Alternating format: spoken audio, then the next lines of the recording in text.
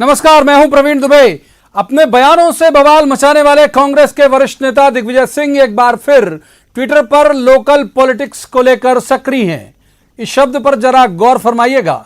उनके ट्वीट कभी नेशनल मुद्दों पर बवाल मचाते थे, लेकिन अब पिछले विधानसभा चुनाव के वक्त से वो भी वोकल फॉर लोकल हो गए।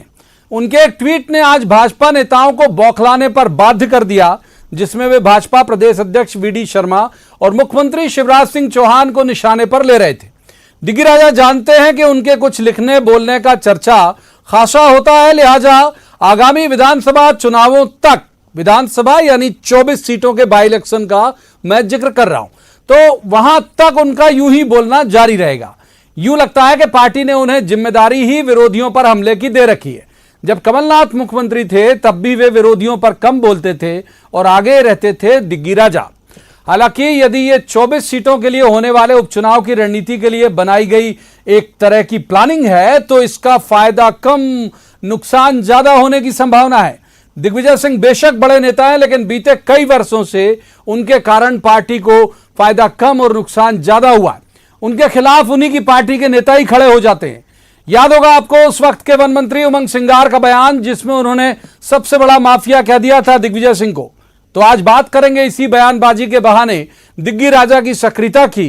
पूछेंगे कि इससे किसे फायदा और किसे नुकसान होगा, और कहेंगे कि जवाब तो देना होगा। लेकिन पहले आपको दिखाते हैं एक रिपोर्ट, देखिए।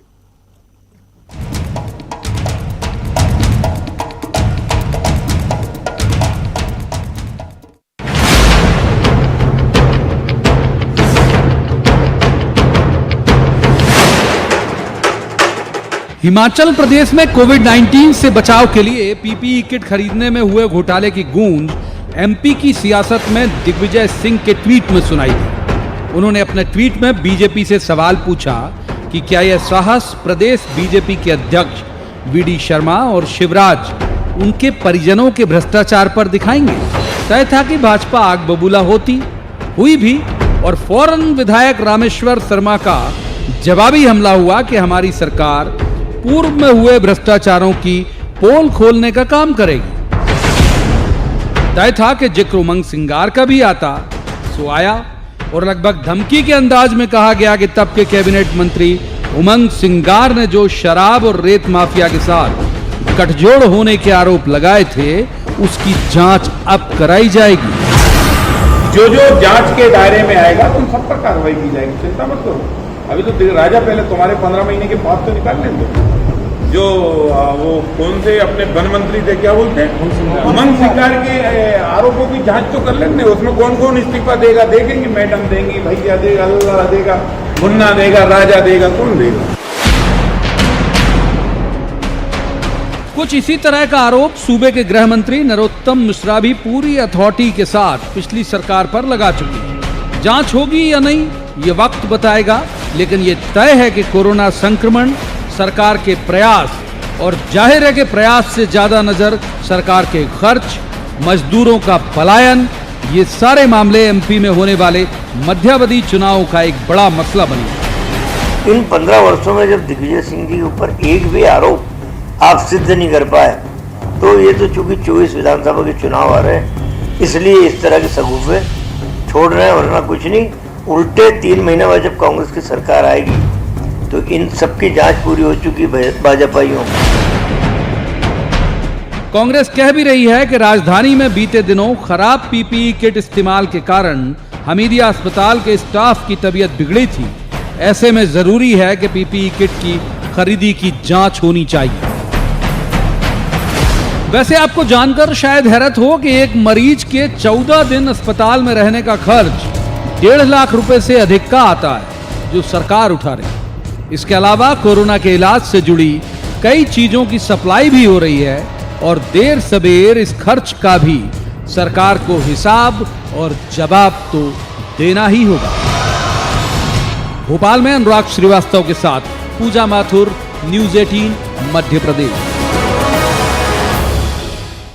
दो मेहमान हैं हमारे साथ इस खास चर्चा में शामिल होने के लिए। पहले उनका परिचय करा दूं। पीसी शर्मा हैं, कांग्रेस के वरिष्ठ नेता हैं, पूर्व मंत्री भी रहे हैं। पीसी शर्मा जी का स्वागत है। दूसरे मेहमान आशीष शर्मा, ये बीजेपी के नेता हैं और विधायक भी हैं। आशीष जी का भी बहुत बहुत स्वागत है। शुरुआत कर रहे थे पीसी शर्मा साहब के साथ।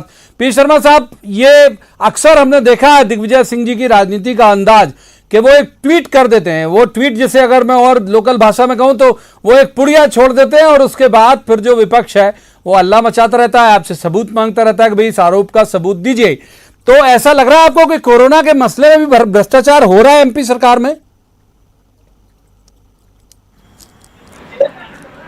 निश्चित तौर पर दिग्विजय सिंह जी जो भी बात कहते हैं, जो भी ट्वीट करते हैं, उसमें दम होता है। उससे लोग आज न माने लेकिन कल नहीं परसों और सालों के बाद उसको मानते हैं कि हाँ ये इन्होंने सही कहा था। और कोरोना के मामले में जैसी आपकी रिपोर्ट में आया कि 14 दिन में लाखों रुपए खर्च हो रहे हैं ट्रीटमेंट में निजी अस्पतालों में, और करोड़ रुपया 2 करोड़ रुपए मेरी जानकारी के हिसाब से कोविड जो हॉस्पिटल हो जाए उसको दे रही सरकार पर मंथ। इसके अलावा जो किट पीपी किट आ रहे हैं वो इस तरह के नकली आ रहे हैं कि मैं एक फोटो बताना चाहता हूं कि किट पहन के आदमी कैसे बेहोश हो गया, डॉक्टर कैसे बेहोश हो गया। दूसरा, पीपी किट पहनने के बाद भी संक्रमण हो रहा है। तो कहीं ना कहीं कम से कम कोरोना के काल में तो ये भ्रष्टाचार छोड़े। और तो और ये हमारे हमीदिया अस्पताल जो शासकीय अस्पताल है, जो हॉस्पिटल एम्स है, ये इसमें बेड खाली पड़े हैं लेकिन प्राइवेट अस्पतालों में बुला के वहां पे एडमिट किया जा रहा है। आखिर क्या है ये कहीं ना कहीं पूरी शंकास्पद स्थिति है और इस पूरे मामले की जांच होना चाहिए कि आप कोरोना काल में तो ये न करें। और ये बात अलग है कि जब 15 साल सरकार थी शिवराज जी की तो व्यापम घोटाला, सीएस घोटाला, ई टेंडरिंग घोटाला, डीमेट घोटाला, 137 घोटालों की हमने बात कही थी। और अभी ललितपुर उत्तर प्रदेश से इसका गरीबों का राशन लाके, पीडीएस राशन लाकर यहाँ पे दुकानों पे किसानों का गेहूं है ये करके तोला गया और इसमें करोड़ों रुपए का भ्रष्टाचार हुआ है। तो ये घोटाला करने में मशहूर है। अगर ये घोटाला नहीं करते होते तो इनकी सरकार नहीं थी और फिर करोड़ों रुपए देकर खरीद कैसे लिए विधायक? ये तो घोटालों के सरताज है, सरदार हैं। ठीक है, जवाब ले लेते हैं आशीष शर्मा जी। सरकार बहुत घोटाला करती है आपकी पार्टी, पैसा इकट्ठा करती है और विधायक खरीद लेती है, आरोप लगा रहे हैं पीसी शर्मा जी। शर्मा जी कमलनाथ सरकार के एक बहुत बड़े मंत्री थे और ये जिस 137 घोटालों का जिक्र कर रहे हैं, इनको 500 दिन के लिए मध्य प्रदेश में सरकार चलाने का मौका मिला था। जिन घोटालों की गूंज इन्होंने विधानसभा से लेकर सड़क तक लेकर गए, उन घोटालों में इन्होंने क्या कार्रवाई करी? कर देते, एफआईआर कर देते, दोषी को अदालत तक पहुंचा देते, जेल के शिक्षों तक पहुंचा देते। कांग्रेस का काम केवल जनता के अंदर भ्रम पैदा करना है और ये इन्होंने जब तक इनकी 1.5 साल सरकार रही तब तक भी किया। जहां तक बात है दिग्विजय सिंह की, तो दिग्विजय सिंह के बयानों को ना तो कोई जनता गंभीरता से लेती है, ना कोई नेता गंभीरता से लेते हैं, ना ही इनकी पार्टी के नेता गंभीरता से लेते हैं। अगर ऐसा होता तो दिग्विजय सिंह का आज जो स्थान मध्य प्रदेश की और कांग्रेस की राजनीति में होता वो अपने आप में एक अनूठा स्थान होता, लेकिन उनको कोई महत्व नहीं देता और आज वो हाशिए पे चले गए। इसलिए इस तरह के जुमले छोड़कर, इस तरह की बातें लोगों के बीच लाकर वो अपने आप को चर्चा में बनाए रखना चाहते हैं। आपने देखा होगा जिस तरह का एपिसोड हरियाणा में, गुरुग्राम में उस समय और बेंगलोर में वो कांग्रेस के विधायकों से मिलने के लिए गए और उनको किसी तरह का महत्वपूर्ण कांग्रेस के विधायकों के द्वारा नहीं दिया गया। तब से दिग्विजय सिंह का जो पतन कांग्रेस में चालू हुआ है वो आज तक निरंतर जारी है और कहीं ना कहीं उस अपने कद को बरकरार रखने के लिए, अपने कद को राजनीतिक मुकाम देने के लिए दिग्विजय सिंह जी इस तरह की बात कर रहे हैं। जहां तक बात है मध्य प्रदेश में कोरोना की तैयारी की, तो ये किसी से छुपी हुई नहीं है। सरकार ने अस्पताल चिन्हित किए, कुछ अस्पताल में कोविड के संक्रमित मरीज रखे जा रहे हैं, कुछ अस्पतालों में आम नागरिकों का इलाज किया जा रहा है। आज इतने लंबे लॉकडाउन के बाद मध्य प्रदेश में धीरे धीरे जीवन जन सामान्य की ओर अग्रसर हो रहा है और कहीं ना कहीं सरकार न सिर्फ दवाइयों के इंतजाम के लिए बल्कि जो कोरोना योद्धा इस लड़ाई में लगे हुए हैं उन सब के स्वास्थ्य की चिंता करते हुए भी सरकार पर्याप्त व्यवस्था कर रही है।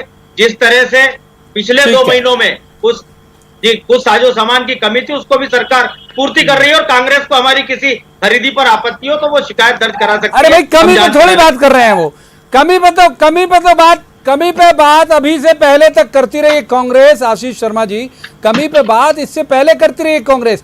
अब तो ये कह रहे ना भाई कोरोना की आड़ में भ्रष्टाचार कर रहे हो आप। आऊंगा आपके पास, पहले पीसी शर्मा साहब के पास चलते हैं। शर्मा साहब, यदि बहुत पुख्ता आप लोगों के पास है ये सब जानकारी, तो मैं कह रहा हूं कि फिर कंप्लेंट करनी चाहिए आपको, या फिर ये केवल चुनाव को प्लान करके, चुनाव को ध्यान में रख के आपको लग रहा है मजदूर भी एक एजेंडा हो जाएंगे, किसान भी एक एजेंडा हो जाएंगे और कोरोना भी एक एजेंडा हो जाएगा? देखिए, ये एजेंडा तो चुनाव के लिए बन ही गया है, क्योंकि इस कोरोना महामारी में जो लोगों की, गरीब मजदूर की मदद करना था, जो किसान की मदद करना था, ये सरकार नहीं कर पाई, पूरी तरह से फेल हो गई है। 5 मंत्रियों की ये सरकार है, लेकिन आप देखें तो जितनी भी खरीदी केंद्र हैं उसमें लंबी लंबी लाइन लगी हुई है और एक महीने तक उनका पेमेंट नहीं हो रहा है। जो उनका नंबर आता है मैसेज के माध्यम से, वो मैसेज के माध्यम से अगर एक बार नंबर चूक गया तो दूसरी वाला आने में बहुत टाइम लगता है। और इसके अलावा बारदाना है नहीं और ट्रॉली किराए भी लाता है, तो लोग परेशान हो रहे हैं। वो परेशान हो गए, जो मजदूर प्रवासी आए वो मजदूर हो गए, उनसे भी 575 रुपए ले रहे हैं।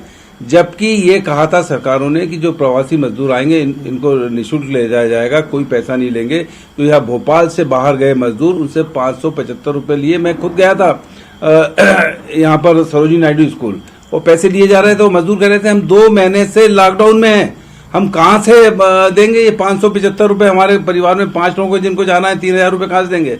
तो इस तरह के पूरे मामले सरकार संभाल नहीं पाई और पूरी तरह से इस लॉकडाउन पीरियड फेल हो गई है। हमने मांग की थी कि पुजारियों को दिया जाए, दूसरे धर्मों के लोगों को पैसा दिया जाए, मंदिर बंद हैं और अब ये स्थिति हो गई। हमने तो आज ये भी मांग कर दी कि मंदिर खोले जाएं। अब इस तरह की मांग चारों तरफ से आ रही है।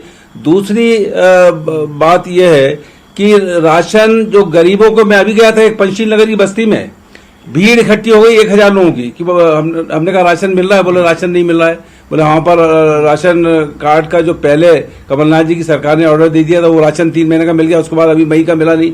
भाई राशन अगर नहीं मिलेगा, पैसे मिल नहीं रहे, नौकरी पे कोई उनको ले नहीं रहा है, कहीं जा नहीं रहा है, तो इनका घर खर्च कैसे चलेंगे? इसीलिए तो राहुल गांधी ने कहा कि 7,500 रुपए इनके अकाउंटों में डाल दो, तो यही तो सवाल है पीसी शर्मा साहब, यही सवाल है, चाहे वो दिल्ली की सरकार हो या उत्तर प्रदेश की।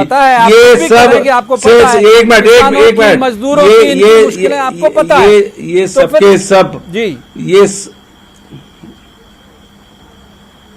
ये सब चीजें सामने आ रही है। अभी हम लोग सब कोरोना से लड़ाई लड़ रहे हैं, लोगों की मदद कर रहे हैं, उनको राशन पहुंचा रहे हैं, उनकी आप पूरे फैक्ट ये करेंगे ना पब्लिक के बीच, माने मजदूरों के साथ भी सोशल मीडिया पे आप लोग शेयर कर रहे हैं। पूरे फैक्ट के साथ कंप्लेंट करेंगे। ठीक कहा आपने, इसकी गवर्नर साहब को भी शिकायत करेंगे, लोकायुक्त में भी करेंगे और जो भी एजेंसीज हैं वहां पे इन सब चीजों की शिकायत करेंगे कि आखिर ये पीपी किट जो खरीदे गए, ये घटिया किट क्यों खरीदे गए, क्यों उन अस्पतालों को पैसा दिया गया, क्यों मेडिकल जो इतना बड़ा हमीदिया हॉस्पिटल है जिसमें कमलनाथ जी ने खुद अपना ऑपरेशन कराया था, जिसमें अर्जुन सिंह जी जब मुख्यमंत्री नहीं थे 90 के दौर में, उनका हार्ट का ऑपरेशन हुआ था। जब ये इतने बड़े बड़े हॉस्पिटल हैं तो इसके बेड क्यों खाली पड़े? और जो एम्स हॉस्पिटल है, ये हिंदुस्तान के सबसे बड़े हॉस्पिटल है, ये क्यों खाली पड़े हुए? ये सब बातें हैं। और जो बात इन्होंने दिग्विजय सिंह जी की है, दिग्विजय सिंह जी बहुत बड़े नेता है, कांग्रेस के राज्यसभा के मेंबर हैं और राज्यसभा के मेंबर फिर जिसके लिए ना तो पूरा विश्व तैयार। आशीष शर्मा जी, ये अगर मान लीजिए दोनों बातों पे लेके जाता हूं मैं आपको की सरकार में एक सवाल है, एक जो आप शर्मा जी का जो जवाब, आप बहुत छोटे हो, उनका बेटा भी आपसे बड़ा है जो मंत्री रहा है मध्य प्रदेश की सरकार में, वो भी आपसे बहुत बड़ा है। इसलिए आप बात मत करो उनके बारे में, जो शब्द आप उपयोग करो ये मत करो, ये शोभा नहीं देता आपको, आप चुने हुए प्रतिनिधि हो। जवाब लेते हैं आशीष शर्मा जी। देखिए बात यह है कि यदि मान लीजिए आप ये मान के चल रहे हैं कि इनके ट्वीट से बहुत फर्क नहीं पड़ता, तो क्यों रिएक्ट करना पड़ रहा फिर बीजेपी को? अगर आप लोग ये मान के चल रहे हैं कि पब्लिक भी नकार दी, पार्टी के अंदर भी नकार दिए गए, तो फिर करने दीजिए ट्वीट। आप हु केयर्स के भाव में क्यों नहीं रहते? देखिए, एक नई तरह की आपदा को पूरे मध्य प्रदेश ने, पूरे विश्व ने देखा है और इस कारण जब दूल्हा दुल्हन की शादी ठीक से नहीं हो पा रही, अंतिम संस्कार ठीक से नहीं हो पा रहा है, उस दौरान मध्य प्रदेश की सरकार ने बहुत अच्छे से व्यवस्थाओं को न सिर्फ संभाला बल्कि आज संक्रमण भी तेजी से घट रहा है और जनजीवन भी सामान्यता की ओर बढ़ रहा है। कांग्रेस को हम पर आरोप इसलिए नहीं लगाना चाहिए क्योंकि उनका दामन खुद का कितना उजला रहा 1.5 साल की सरकार में, ये हम समय आने पर धीरे धीरे आपको बताएंगे। जहां तक बात है, गरीबों को राशन भी मिला है और प्रधानमंत्री जी ने जनधन योजना के खातों में भी पैसा डाला है। आज गरीब को संकट के समय सरकार ने मदद की है। दिग्विजय सिंह जी जिस मामले पर आज कटाक्ष कर रहे हैं, ट्वीट कर रहे हैं, वहां का हिमाचल प्रदेश का जो मामला है, हमारे अध्यक्ष ने इसलिए अपने आप को उस पूरे मामले से अलग कर लिया और इस्तीफा दे दिया ताकि जांच निष्पक्षता के हाथ हो सके। और जहां तक बात है नैतिकता और शुचिता की, तो भारतीय जनता पार्टी हमेशा नैतिकता और शुचिता के उच्चतम मानदंडों को स्थापित करने वाली पार्टी रही है। कांग्रेस को हमें इस मामले में किसी तरह की सलाह नहीं देना चाहिए। दिग्विजय सिंह जी की बयान को ना पहले कोई गंभीरता से लेता था, ना आज लेता है, ना कल लेगा। मैं भारतीय जनता पार्टी का एक कार्यकर्ता हूं, उम्र में चाहे किसी से भी छोटा हूं, चाहे कोई मेरे पिता की उम्र का हो, लेकिन यदि वो गलत बात करेगा, गलत बयान करेगा तो उस पर जवाब देने का अधिकार मुझे है। मैं उनकी इज्जत करता हूं, उनकी वरिष्ठता का सम्मान करता हूं, लेकिन कोई वरिष्ठ यदि कोरोना जैसी महामारी के मामले में भी इस तरह से बयानबाजी करके प्रदेश का वातावरण या कुछ व्यवस्थाओं को प्रश्न चिन्ह खड़ा करता है तो मैं इसे ठीक नहीं मानता। नहीं तो लेकिन मेरा सवाल फिर वही रह गया आशीष जी, मेरा सवाल यह है कि यदि आप लोग लगातार ये कह रहे हैं कि भाई कोई इंपैक्ट नहीं पड़ेगा, कोई ध्यान नहीं देगा, तो आप लोग क्यों ध्यान देते हो? मतलब आपकी पार्टी का लगभग हर नेता उस पर जवाब देता है फिर दिग्विजय सिंह जी के ट्वीट पर। देखिए, विपक्षी दल के किसी नेता का कोई बयान आता है तो उस पर जवाब देना स्वाभाविक प्रतिक्रिया है। बयान देना हमारा फर्ज भी है, कर्तव्य भी, स्थिति स्पष्ट करना भी हमारी जिम्मेदारी है। लेकिन जहां तक बात है कि हमें नैतिकता की दुहाई देते हैं, हमें इस तरह से बताते हैं, तो मैं ऐसा कह सकता हूं कि दिग्विजय सिंह जी के बयानों को ना तो हमने कभी गंभीरता से लिया, ना आगे लेंगे, ना उनकी पार्टी लेती है। उनके ऊपर किस तरह उनके मंत्रियों ने सवाल उठाए, किस तरह से उंगलियां उठाई और किस तरह कमलनाथ की सरकार जाने के लिए उनको जिम्मेदार माना गया, ये पूरे मध्य प्रदेश से छुपा हुआ नहीं है। और इसलिए मैं कहना चाहता हूं कि दिग्विजय सिंह के बयानों को हम बिल्कुल गंभीरता के साथ नहीं लेते, लेकिन एक विपक्षी दल या एक राजनीतिक दल होने के नाते उस पर प्रतिक्रिया देना हमारा कर्तव्य है। पीसी शर्मा साहब, ये एजेंडा रहेगा अगर मान लीजिए आप कह रहे हैं तो जो कोरोना से ठीक हुए होंगे वो भी तो खुश होंगे सरकार से। जिन किसानों का तुल गया होगा, 2 दिन 3 दिन परेशानी की खबरें हालांकि आ रही हैं, मैं सहमत हूं आपकी बात से, धूप में उन्हें मंडियों में भी सोना पड़ रहा है, ये तक खबरें आ रही हैं, लेकिन जब तुल जाएगा, बिक जाएगा तो वो भी खुश हो जाएगा। तो ये चुनाव अभी तय नहीं हुआ कि कब होगा, तो तब तक ये एजेंडा जिंदा रहेगा आपको लगता है?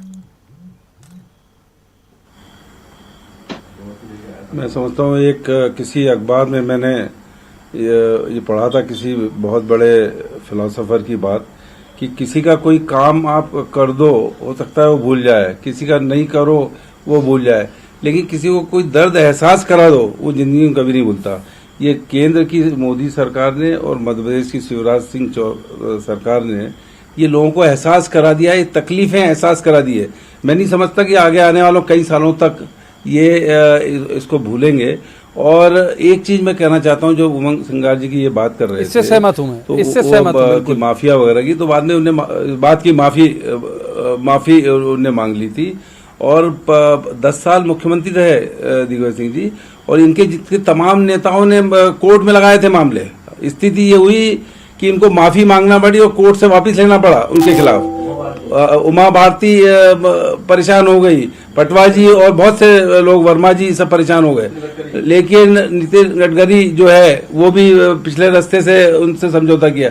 तो एक भी आरोप ये लोग लगा नहीं पाए और बात करते हैं कि उनकी प्रासंगिकता नहीं है कांग्रेस में, पूरी प्रासंगिकता है उनकी। राज्यसभा के फिर से वो मेंबर बनेंगे और एक सोच वाले नेता है, इसलिए इस तरह की बात के कोई उसको गंभीरता से नहीं लेता, सब गंभीरता से लेते हैं क्योंकि वो बात ही गंभीर करते हैं। और मैं आशीष शर्मा जी से कहना चाहता हूं, आज एक उनका वीडियो जारी हुआ है, कहाँ है भगवान, कहाँ है खुदा, वो देख लेना। अगर उसको देख के अगर आपके में थोड़ी भी संवेदना है तो आपको समझ में आ जाएगा कि कितनी ऊंचे दर्जे की बात वो करते हैं, कोई नीचे दर्जे की बात नहीं करते हैं। आज ये महामारी के अंदर जिस तरह से लॉकडाउन में लोग परेशान हुए, मंदी की हालत हो गई है, पूरी स्थिति घर पे बैठ गया है आदमी, मध्यम वर्गीय जो है वो बोल नहीं पा रहा है, सबकी स्थितियां खराब हो चुकी है, काम धंधे शुरू नहीं हो रहे हैं। 2 स्कूटर पे 2 लोग बैठ के चलाए जाएं तो पुलिस वहां रोक लेती है।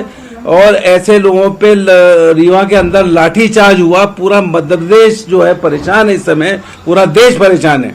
उस समय उनका केवल कहना है, जो आपने खुद बात की कि पीपीई किट पर हिमाचल प्रदेश में जिस तरह से वहाँ के जो अध्यक्ष थे बीजेपी के, उनने इस्तीफा दिया, इससे बात उभरी है। उनने इस्तीफा दिया, एक नैतिकता का काम किया उनने। तो उनका ये कहना था कि मध्य प्रदेश के जो अध्यक्ष हैं बीजेपी के पीटी शर्मा जी, क्या वो उस नैतिकता का हवाला देंगे? वो उन्होंने उनकी एक तरह से तारीफ की राजीव बिंदल की, जिनने एक छोटे से मामले में किसी और के मामले में अजय गुप्ता की तारीफ की और उकसाया भी, ये और वीडी शर्मा जी को उकसाया भी कि वो कोई तो उस नैतिकता का पालन मध्य प्रदेश में होगा क्या? ये पीडी शर्मा जी बताएंगे क्या? ये बात थी। इस बात को लेकर जितनी बात आशीष शर्मा जी की, मैं समझता हूँ इन सब चीजों की आवश्यकता नहीं है। एक नैतिकता की बात उन्होंने की है कि ये जो जिस तरह से मामले आए हैं मध्य प्रदेश में, क्या इस पे भी वो नैतिकता का अपने जो नेता हैं, जो आशीष जी नैतिकता है क्या आपकी पार्टी के अंदर? ऐसा पूछ रहे हैं पीसी शर्मा जी, मेरा आरोप नहीं है। उनसे मांगेंगे क्या? भारतीय जनता पार्टी में पूरी नैतिकता है। हम कांग्रेस के 1.5 वर्ष के कार्यकाल के भ्रष्टाचार के मामले उजागर करेंगे और उनके दोषियों को सलाखों तक पहुंचाएंगे। जहां तक बात है कोरोना की इस महामारी में पूरी ईमानदारी 3 महीने बचे हैं आपके पास, सरकार काम कर रही है। ये 3 महीने में मंत्रिमंडल बनाना है, सब करना है, जांच भी करना है, हम सब कर लेंगे। उसके बाद कमलनाथ जी की सरकार आ जाएगी। आपकी कमलनाथ की चक्की ये बंद हो पूरी चुकी है। सरकार हमारी बनेगी। 24 की 24 सीट जीत के आएंगे, सरकार हमारी बनेगी। कब करोगे? अरे करने का टाइम बहुत कम है। गवर्नर हाउस क्वारंटाइन में आ गया है, 11 लोग उसमें आ गए। कब बनेगी सरकार आपकी? सरकार तो बनी नहीं है आपकी। देखिए काम चला रहे हो, बना नहीं पा रहे हो, झगड़े हो रहे हैं आपस में आपके। शर्मा जी मेरी बात तो सुन लीजिए। ज्योतिराज सिंधिया के जो लोग हैं वो अलग आना चाहते हैं, मंत्री बनना चाहते हैं। आपके 70 लोग जो है वो बनना चाहते हैं। ये कब बनेगा मंत्रिमंडल? गवर्नर हाउस में 11 लोग क्वारंटाइन हो गए, गवर्नर हाउस बंद हो चुका है। कब करोगे? आप इस मंच पे कहते थे, आप इसी मंच पे कहते थे कि छत्तीसगढ़ में कोरोना का एक भी मरीज नहीं है। बनना हो तो मंत्री बन जाओ। 3 महीने दिल्ली की हालत क्या उठा के लेकिन मौत आज एक नहीं है, उसके बावजूद एक की जान नहीं गई है। छत्तीसगढ़ में एक की जान नहीं गई। आपने 300 लोगों को मार डाला। ठीक है, आपकी सरकार में 300 लोगों की जान चली गई। दोनों मेहमानों को 7,000 से ज्यादा संक्रमित हो गए मध्य प्रदेश में। बहुत शुक्रिया पीसी शर्मा साहब, आप हमारे साथ जुड़े। आशीष शर्मा जी, आप हमारे साथ जुड़े। लेकिन जो पब्लिक है उसे पता है इस पूरे मसले को लेकर कि क्या सियासत चल रही है और क्यों चल रही है। जाते जाते दिग्विजय सिंह जी की ही एक बात और एक बयान याद दिला जाऊंगा, जो उन्होंने कहा था पिछले विधानसभा चुनाव के वक्त कि मैं जिसके लिए प्रचार करता हूं वो हार जाता है। तो कितना असर होगा इसका, उनकी बयान कितने जमीन तक जाएंगे और कितने लोगों तक असर दिखाएंगे, तो तब पता चलेगा जब 24 सीटों के लिए चुनाव होंगे। आज की इस चर्चा में इतना ही। कल किसी खास मसले पर खास पैनल के साथ बैठेंगे और कहेंगे, जवाब तो देना होगा। तब तक आप देखते रहिए न्यूज़ 18 मध्य प्रदेश छत्तीसगढ़।